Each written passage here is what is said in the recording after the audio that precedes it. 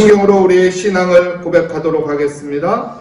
나는 전능하신 아버지 하나님 천지의 창조주를 믿습니다. 나는 그의 유일하신 아들 우리 주 예수 그리스도를 믿습니다. 그는 성령으로 잉태되어 동정녀 마리아에게서 나시고 본디오 빌라도에게 고난을 받아 십자가에 못 박혀 죽으시고 장사된 지 사흘 만에 죽은 자 가운데서 다시 살아나셨으며 하늘에 오르시어 전능하신 아버지 하나님 우편에 앉아 계시다가 거기로부터 살아있는 자와 죽은 자를 심판하러 오십니다. 나는 성령을 믿으며 거룩한 공교회와 성도의 교제와 죄로 용서받는 것과 몸의 부활과 영생을 믿습니다. 아멘. 우리 찬송가 310장, 통일 찬송가로는 410장 하나님께 찬양하도록 하겠습니다.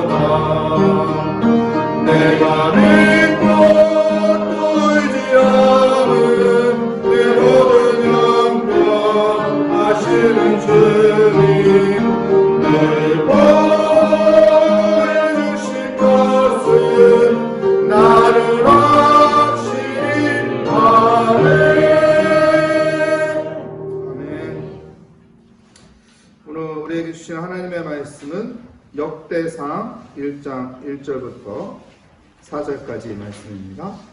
제 성경으로 구약 성경 609면에 있는 역대상 1장 1절부터 4절까지 말씀 제가 봉독해 드리도록 하겠습니다. 아담, 셋, 에노스, 게난, 마하라엘, 아렛, 에노, 무드셀라, 라멕, 노아, 셈, 함과 야벳은 조상들이라. 아멘. 오늘 말씀의 제목은 웬 족보 이야기라는 제목으로 하나님의 말씀을 증거하도록 하겠습니다. 하나님이 우리에게 성경을 주셨습니다. 우리에게 말씀을 주셨습니다. 그 말씀에는 분명한 하나님의 뜻이 있고 하나님의 목적이 있습니다. 이 말씀을 왜 주셨을까? 하나님의 뜻이 있는 것이죠. 하나님의 목적이 있는 것이죠. 우리가 그것을 분명하게 깨닫고 그것을 분명하게 아는 것이 우리에게 참다운 지혜가 될 수 있는 것입니다. 열왕기서와 역대기서를 보면은 내용이 비슷해요. 근데 왜 하나님께서는 열왕기서를 우리에게 주셨고 역대기서를 믿음의 사람들에게 왜 주셨을까요? 그건 분명한 이유가 있는 것입니다. 그리고 이 말씀을 읽을 때의 그 상황과 이 말씀을 읽을 때에 그 말씀이 적절하게 필요한 대상이 분명하게 구분되어 있는 것이죠. 열왕기서는 하나님께서 예레미야 선지자를 통해서 기록하게 하셨습니다. 언제 기록했냐면은 바벨론 포로 시기에. 바벨론 포로 시기에 열왕기서를 기록해서 하나님께서는 믿음의 백성에게 그 말씀을 주신 것입니다. 왜요? 하나님께서의 목적, 하나님의 뜻은 무엇일까요? 이스라엘 백성들이 왜 나라가 망해서 바벨론의 포로 생활을 해야 하는지 그 이유를 분명하게 하나님께서 이야기하고 그러면 우리가 어떻게 다시 일어서야 하는지 그 이유를 분명하게 가르쳐 주는 것이 열왕기서입니다. 그래서 열왕기서를 선지자적 관점으로 읽어야 한다고 이야기를 하는 것이죠.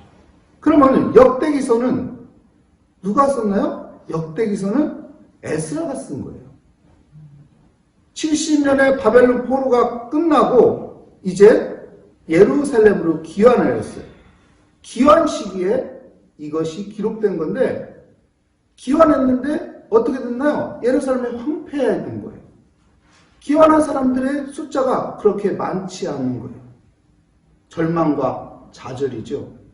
그때 에스라는 하나님이 에스라를 통해서 이 역대기서를 기록하게 한 것이죠.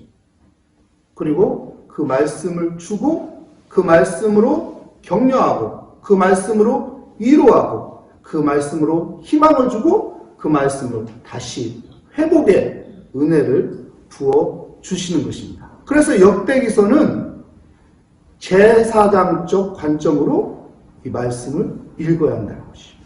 그래서 초점이 다윗이고 초점이 성전이고 초점이 유대 왕국의 이야기로 스토리가 전개가 되는 것입니다. 오늘 성경을 보면요, 역대기서 처음 시작하는 부분이 뭡니까? 족보 이야기예요. 족보. 사람 이야기 계속 해놓잖아요. 우리는 이 사람 이야기를 계속 보면서 어떻게 합니까? 지겹죠. 네? 왜 사람 이야기를 계속 이렇게 몇 장에 걸쳐서 계속 이렇게 기록하는 것일까? 여긴 분명한 이유가 있습니다. 무엇일까요? 여러분, 바벨론 포로 생활했어요. 70년이나 바벨론 포로 생활했어요. 근데 바벨론 제국이 멸망했어요. 페르시아에 의해서 멸망했어요.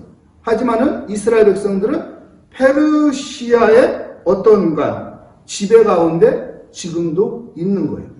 그러니 얼마나 사기가 떨어지겠어요. 얼마나 자기들의 존재 가치가 하찮게 보이겠어요.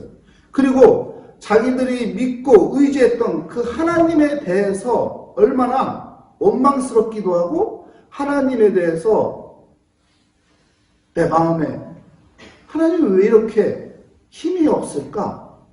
우리가 믿는 하나님은 왜 이렇게 힘이 없을까? 이런 마음이 그들 안에는 가득한 것이죠. 그때 그들에게 필요한 것은 무엇일까요?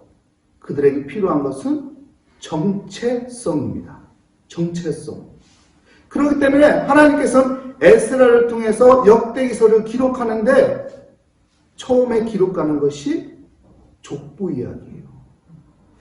봅시다. 족보 이야기에서 첫 번째 이름이 누굽니까? 아담. 우리 아담 하면 무엇이 생각납니까? 아담 하면 창조가 생각나요. 창조. 그죠? 아담이라는 인물을 먼저 거론한 이유는 창조의 하나님을 생각나게 하는 거예요. 창조의 하나님이 우리 하나님이다. 우주 만물을 창조하신 분이 하나님이시다. 그 하나님이 내 하나님이다. 이 정체성을 분명하게 알려주는 것이죠. 나는 어떤 존재인가? 창조주 하나님의 자녀라는 이 정체성. 창조주 하나님의 백성이라는 이 정체성을 분명하게 가르쳐주기 위해서 아담이라 이름을 먼저 터뜨리는 겁니다. 그 다음에 보십시오. 셈, 에노스 이렇게 말하죠. 이 셈, 에노스, 셈이 아니고 셋, 에노스죠. 창세기 4장 26절에 보면은요, 셋과 에노스 이야기하면서 뭐라고 말하면요, 여호와의 이름을 부르기 시작하였다.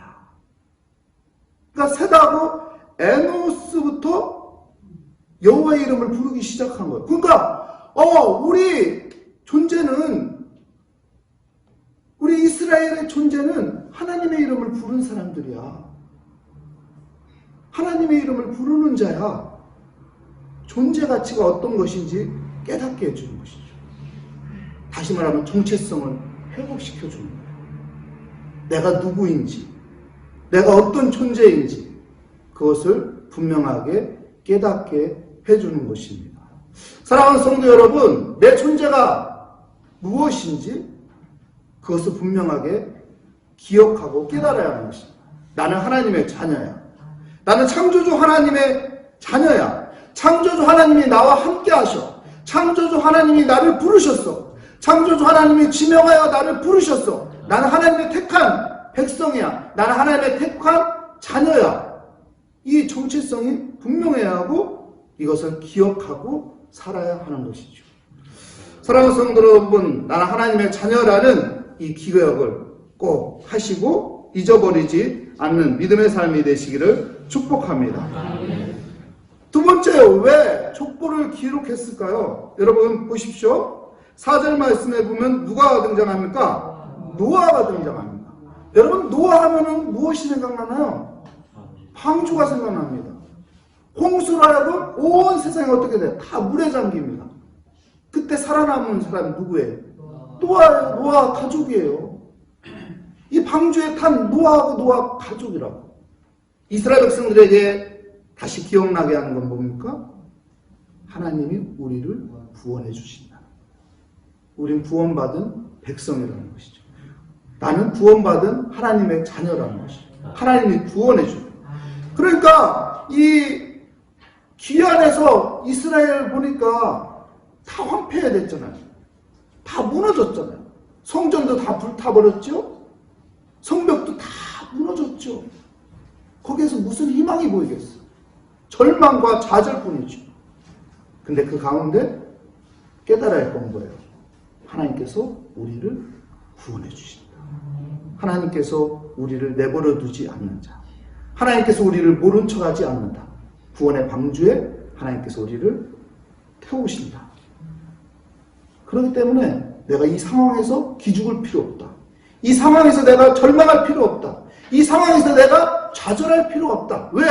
하나님이 날 구원해 주시니까. 전능하신 하나님이 날 구원해 주시니까.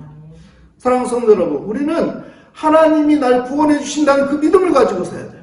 상황이 악하더라도, 상황이 절망스럽더라도, 상황이 정말로 땅을 치며 한탄칠 정도로 괴로울지라도 우리의 마음의 중심에는 무엇이 있어야 합니까? 하나님께서 나를 구원해 주신다. 하나님께서 우리 가족을 구원해 주신다. 하나님께서 우리 민족을 구원해 주신다. 이 마음을 가져야 하는 것입니다. 하나님께서는 이것을 이스라엘 백성들의 마음에 넣어주려고 하시는 것이죠. 그래서 계속 이어서 누가 등장합니까? 믿음의 종사 아브라함이 등장하고 그의 아들 이삭이 등장하고 그 다음에 이스라엘.